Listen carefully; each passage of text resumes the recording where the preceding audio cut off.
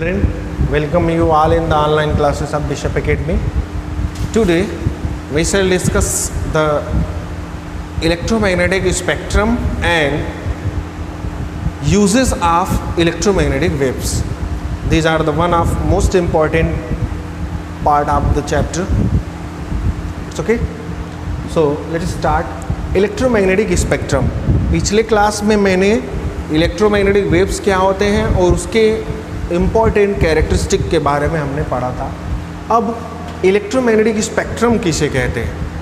हमारे पास जो है एक रेंज है इलेक्ट्रोमैग्नेटिक वेव्स का, और उन इलेक्ट्रोमैग्नेटिक वेव्स के इंक्रीजिंग या decreasing order of frequency, increasing और डिक्रीजिंग ऑर्डर ऑफ वेवलेंथ के टर्म में के ऑर्डर में रिप्रेजेंट करने को ही हम इलेक्ट्रोमैग्नेटिक स्पेक्ट्रम कहते हैं.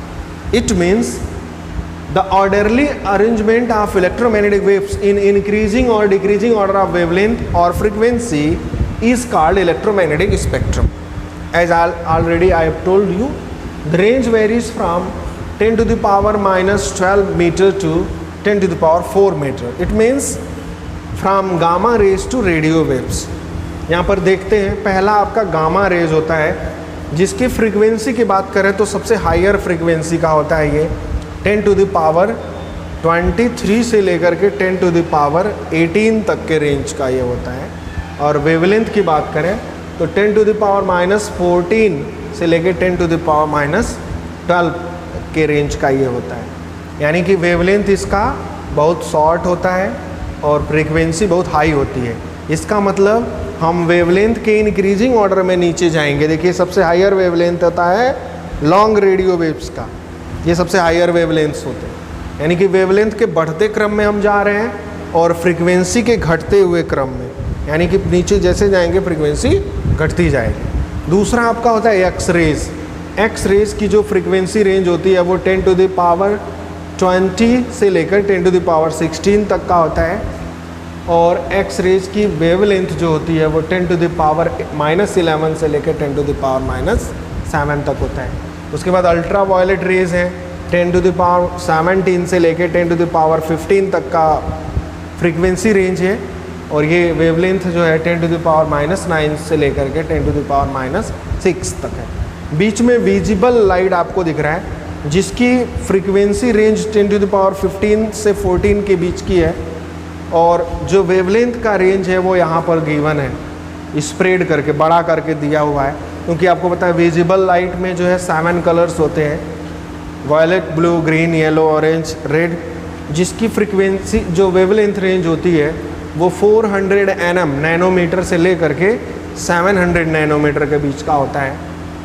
400 नैनोमीटर से 450 तक का वायलेट होता है, 450 से 500 के बीच ब्लू, 500 से 550 के बीच ग्रीन, 550 से लेकर 600 के बीच का येलो होता है, और 600 से 650 तक का ऑरेंज, और 650 से लेकर 700 तक का सबसे ये रेड कलर का होता है वेवलेंथ. यानी कि रेड की वेवलेंथ जो है विजिबल लाइट में सबसे ज़्यादा होती है. वॉयलेट की वेवलेंथ क्या होती है? कम होती है. आप विब ग्योर में पढ़े भी होंगे इस इलेक्ट्रो जो प्रिज्म से जो स्पेक्ट्रम मिलता है उसके बारे में. उसके बाद हमारा इंफ्रारेड है, जिसका रेंज गिवन है, microwave, short wave, television and FM wave, AM wave and long radio waves. तो ये नीचे जो सारा रेंज दिख रहा है ये सब रेडियो वेव्स की रेंज में आते हैं. तो ये जो आपको एक टेबुलर फॉर्म में दिख रहा है, इंक्रीजिंग या डिक्रीजिंग ऑर्डर में दोनों में लिख सकते हैं हम. चाहे तो इनको ऊपर लिख सकते हैं, सबसे नीचे गामा को भी लिख सकते हैं. इसी को हम कहते हैं इलेक्ट्रोमैग्नेटिक स्पेक्ट्रम. तो इसको आप कॉपी पर आप जो है बना लेंगे बुक से ही सही देख करके. अब है यूजेस. यूजेस में फर्स्ट हम देखते हैं रेडियो वेव्स का use. Radio waves are produced due to oscillating charge particle. Charge particles के ऑसिलेट करने से, यानी LC ऑसिलेशन से ये मिलता है. LC ऑसिलेशन जो प्रीवियस चैप्टर में हमने पढ़ा है.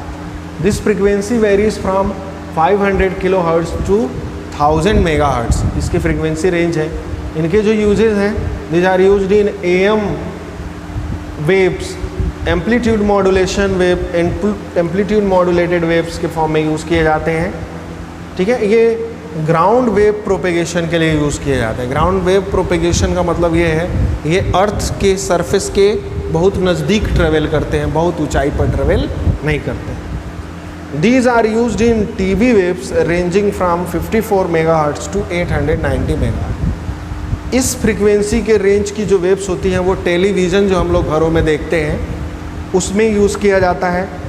These are used in FM frequency modulated wave ranging from 88 megahertz to 108 megahertz. यानी आप देखते होंगे जब भी FM आप ट्यून करते होंगे तो FM में देखते होंगे 88 मेगाहर्ट्ज़ से लेकर के फ्रीक्वेंसी 108 के बीच का ही होता है।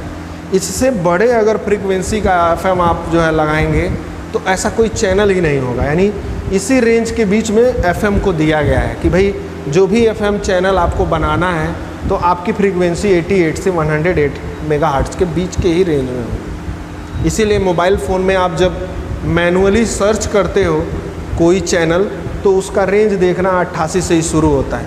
सबसे स्टार्टिंग में 88 से शुरू होगा और लास्ट में 108 पे जाके ख़त्म हो जाएगा। उसी के रेंज में आपको हर FM चैनल मिलेगा। UHF ultra high frequency waves are used in cellular phones.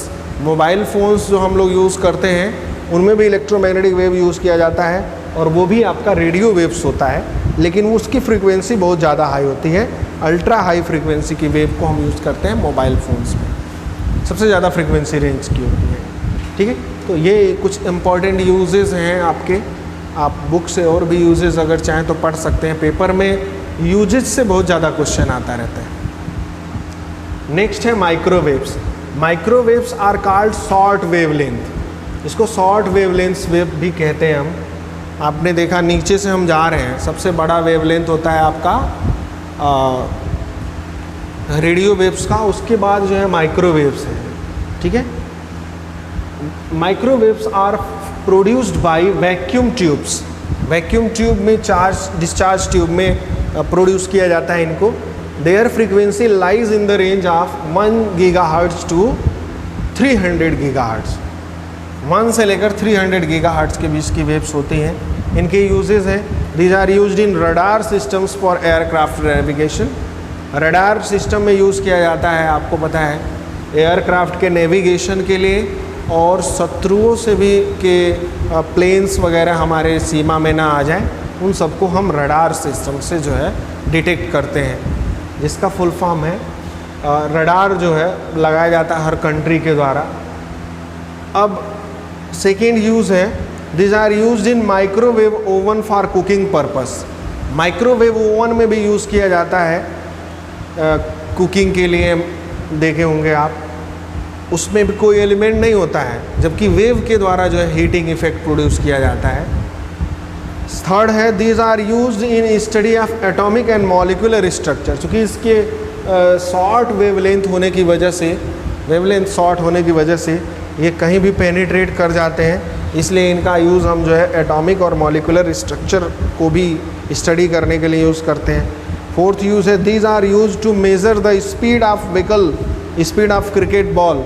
आप देखते होंगे क्रिकेट देख रहे होते हैं, जैसे ही बॉल फेंकी जाती है उसका स्पीड आपके स्क्रीन पे दिखा दिया जाता है। तो जो रीजन है, फील्ड का रीजन है, उस पूरे फील्ड में जो है माइक्रोवेव्स को जनरेट किया जाता है, प्रोड्यूस किया जाता है। और माइक्रोवेव किसी भी तरह के मूवमेंट के स्पीड को क्या करेगा, डिटेक्ट कर सकता है। तो बॉल के स्पीड को वो जो है डिटेक्ट करके दिखा देता है। कितना हाई जो है आप देखते होंगे 6 पढ़ा, या कितना लंबा जो है 6 पढ़ा, सारा कुछ डिटेल जो है माइक्रोवेव्स के द्वारा डिटेक्ट करके कंप्यूटर स्क्रीन पे दिखा दिया जाता है। तो ये यूजेस रहे माइक्रोवेव्स के। नेक्स्ट है इंफ्रारेड वेव्स। इंफ्रारेड वेव्स को जनरली हीट वेव्स भी कहते हैं, बार बार क्वेश्चन पूछा जाता है, लिखा भी होगा इसमें। This waves were discovered by Herschel and this waves are also called heat waves. Earth पर जो सन्स लाइट से जो हीट आता है वो इंफ्रारेड वेव्स की वजह से आता है। यानी इंफ्रारेड लाइट ही सन से हीट को यहाँ तक कैरी करके लाते हैं। अगर इंफ्रारेड वेव सन लाइट में नहीं होता तो हीट एनर्जी हमारे अर्थ सरफेस तक नहीं आ पाती। These waves are produce from heat radiating bodies and molecules. और इनका प्रोडक्शन हीट रेडिएटिंग बॉडीज़, जैसे मान लीजिए कोई आयरन बॉल है, उसको एकदम रेड हॉट कर दिया जाए तो उससे इंफ्रारेड वेव्स जो है निकलना शुरू हो जाता है। देखते होंगे आप 100 वाट बल्ब होता है, 100 वाट बल्ब से हीट रेडिएट होता है, गर्म हीट रेडिएट करता है, लाइट भी रेडिएट करता है क्योंकि वो हीट रेडिएटिंग बॉडी है। They have high penetration power and frequency range is 3 × 10⁻11 hertz to 4 × 10⁻14 hertz. ये इनका फ्रीक्वेंसी रेंज है। यूजेस में क्या है? This are used in physical therapy, physiotherapy जिसको सुने हैं, ये उसमें यूज़ किया जाता है इंफ्रारेड वेव्स को डैमेज सेल्स को रिपेयर करने के लिए। These are used in satellite for army purpose, satellites में भी यूज़ किया जाता है आर्मी की सिक्योरिटी के लिए या आर्मी को इन्फॉर्मेशन देने के लिए। These are used in weather forecasting, मौसम आप देखते होंगे कल क्या होने वाला है, बारिश होने वाला है कि नहीं, आपके मोबाइल में टेलीविज़न में आ जाता है, तो वेदर फॉरकास्टिंग में भी इंफ्रारेड वेव्स का यूज़ किया जाता है। These are used for producing dehydrated fruits.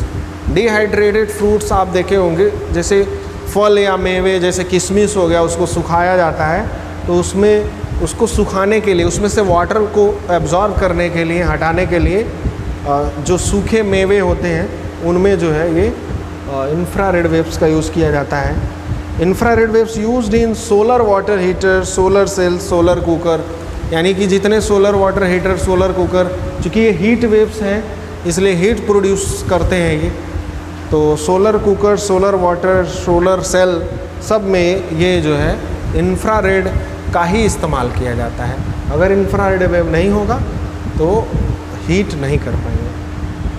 Next है विजिबल रेज। विजिबल रेज बहुत ही इंपॉर्टेंट है, ये हम लोग देखते हैं, इसी की वजह से, विजिबल रेज की वजह से ही हम लोग देख पाते हैं। तो यहाँ पे दिखा भी है, it is the part of spectrum which is visible by human eye which ranges from 4 × 10⁻14 hertz to 8 × 10⁻14 hertz. इस फ्रिक्वेंसी रेंज के बीच ये लाई करता है। यूजेस में क्या है? तो सबसे बड़ा यूज़ तो हम लोग देख पाते हैं, visible rays are use by optical organs of humans and animals for 3 primary purposes given below.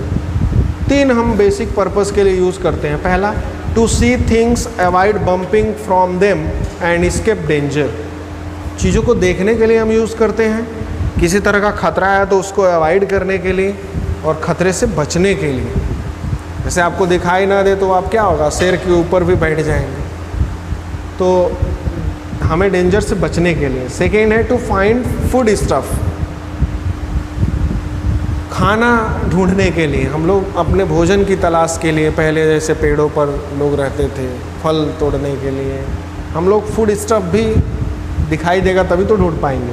Third है to find other living things which we concert so as to prolong the spaces.